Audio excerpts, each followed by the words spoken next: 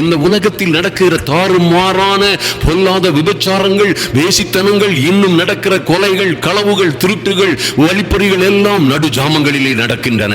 அநேகமா இது போன்ற தவறுகள், இது போன்ற மந்திரங்கள் செய்கிறது, சூனியங்கள் செய்கிறது, பிறருக்கு விரோதமாய் சதி செய்வினைகள் செய்கிறது எல்லாம் இரவிலும் அந்தகாரங்களிலும் ஒருவேளை அமாவாசை காலங்களிலும் நடந்து கொண்டிருக்கலாம். நன்றாய் நம்புங்கள், விசுவாசியுங்கள்.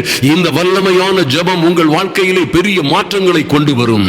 உங்கள் ஆண்டவராகிய கர்த்தர் நிச்சயமாய் பொல்லாத பிசாசின் கிரியைகளை அழிப்பதற்கே வெளிப்பட்டார்.